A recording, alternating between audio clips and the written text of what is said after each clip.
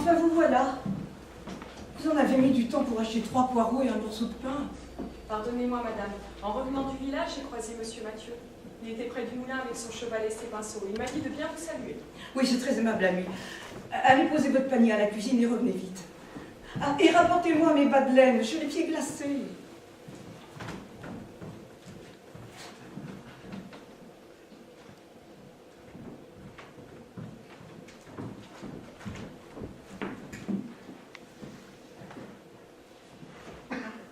Dites-moi, mademoiselle, il y a déjà quelques semaines que vous êtes à mon service, et je vous connais si peu.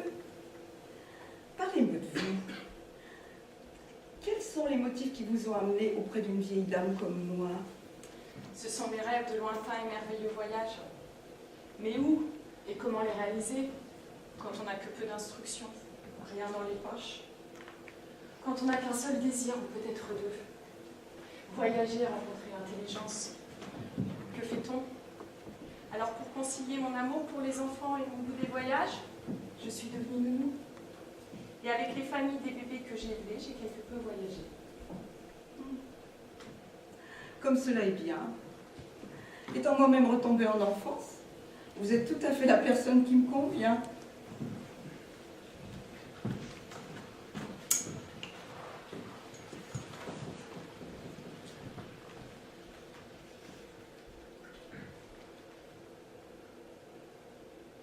Je venais de prendre sans nul doute le plus grand tournant de ma vie, en acceptant d'être au service de cette femme extraordinaire, philosophe, orientaliste, exploratrice du Tibet, mais aussi un monument d'autoritarisme. Aucun petit génie tibétain n'est venu m'alerter des tâches tout aussi diverses que pénibles qui m'attendaient. Moi, sa tortue, comme elle aime m'appeler. Quelques mois plus tard, la jungle de Santenzong est éblouissante au soleil couchant. Alexandra paraît ne plus rien voir, être bien loin d'ici. Tu vois, Tortue, lorsque j'ai acheté cette maison, il y a bien longtemps, elle était toute petite. Dans le jardin, il n'y avait qu'un vieux tilleul, et dans le quartier, 2 maisons, la mienne et celle de Madame Garcin. C'était très beau, tu sais, à l'époque. Figure-toi que tous les gens pensent que si j'ai acheté cette maison dans ce décor de montagne, c'est parce qu'il me rappelle le Tibet et l'Himalaya. Il faut tout de même beaucoup d'imagination pour prendre le Pousson pour l'Everest et la montagne du Courbon pour le Kanchenjunga. Mais je dois dire qu'effectivement, ce paysage m'a beaucoup plu. Hélas, je ne reconnais plus rien aujourd'hui. Tout est tellement construit, comme c'est dommage. Ah, Tortue, tu vois, c'est ma faute. J'ai vécu trop longtemps.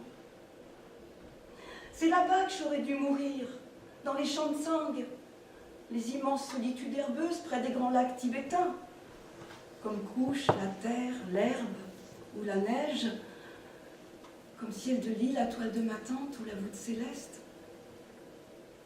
Cela aurait été beau, cela aurait été grand. Mais les dieux en ont décidé autrement. Mon mari est mort et j'ai dû rentrer en France pour régler les questions d'héritage. Et j'étais trop vieille pour repartir. Et je vais avoir une mort que je ne voulais absolument pas. Une mort sale et bête. Une mort indigne, quoi. Allons, madame. Pourquoi cet après-midi si beau songez-vous à la mort? Depuis un mois, vous ne faites que des recommandations. Vous voulez remanier votre testament. Laissez tomber tout cela, vous êtes en parfaite santé. À midi, vous avez fait un repas pentagoélique. Racontez-moi plutôt vos voyages. Cela m'amusera beaucoup plus que de vous entendre parler de votre future incinération. Oh, mais c'est ta faute si j'insiste tant sur ce sujet. Comment, ma faute? Évidemment, tu ne veux pas faire ce que je te demande.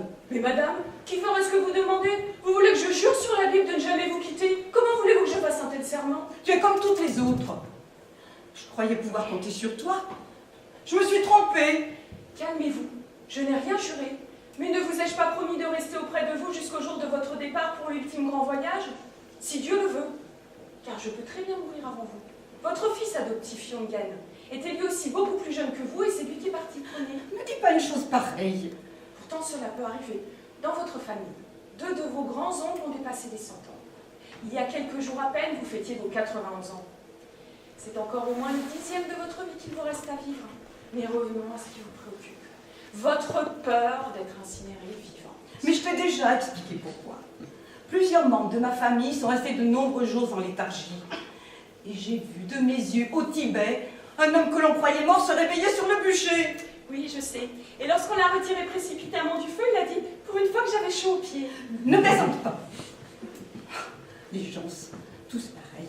Ils ne pensent qu'à eux. Et toi, tu ne penses qu'à toi. Mais madame, c'est vous qui, en l'occurrence, ne pensez qu'à vous. Allons, cessons cette discussion macabre et stupide et contemplez ce magnifique coucher de soleil pendant que je vais aller chercher le thé. Avec nos querelles de tout toqué, nous avons oublié de faire 5 heures. Ma tortue chérie, je vois que tu as déjà adopté mes expressions. Tu as raison, faisons 5 heures. N'oublie pas les petits gâteaux et reviens vite. Très bien, je me dépêche. Fais attention de ne pas te casser une jambe dans l'escalier. Quelle sollicitude, évidemment, que deviendriez-vous sans les pattes de votre tortue? Oh, pour ce qu'elle vaut, ma tortue, avec sa carapace brune. Seule l'écaille blonde a de la valeur.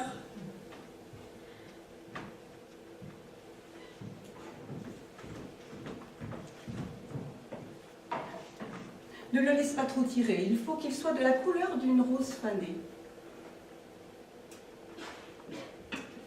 Est-ce bien comme cela? La couleur vous convient? Ah, c'est parfait. Alors, vous ne voulez toujours pas de sucre? Jamais, tu sais très bien que j'ai toujours profondément détesté le sucre. Et puis, je n'en ai pas besoin. Je suis naturellement douce. Oh, n'en dis pas davantage. Je sais, ma tortue. Mais crois bien qu'au fond de moi, je t'admire beaucoup. Je me demande comment tu fais pour me supporter, alors que je suis insupportable à moi-même. Tu sais ce que disait de moi une de mes meilleures amies? Cette femme est un génie, mais elle est impossible à vivre. Dieu, comme elle vous connaissait bien. Oui, je le sais parfaitement. J'ai un caractère impossible. Mais si tu avais connu ma mère, qu'est-ce que tu aurais dit? Quant à ma grand-mère, c'était pire encore. Il paraît qu'elle était absolument infernale. Ah, je comprends. C'est de l'atavisme. Il n'y a plus rien à espérer, vous ne changerez donc jamais. Seules 2 solutions s'offrent à moi. M'habituer à votre douceur ou partir. N'oublie pas que tu m'as promis de rester jusqu'à ma mort. Ah, vous n'allez tout de même pas remettre le sujet sur le tapis. Buvez plutôt votre thé. Bon, d'accord. Mais à condition que nous fassions tout de suite après des recherches pour nos nouveaux livres. Lorsque l'on doit faire des citations, il faut être très précis. Monte donc dans la bibliothèque à droite de mon bureau.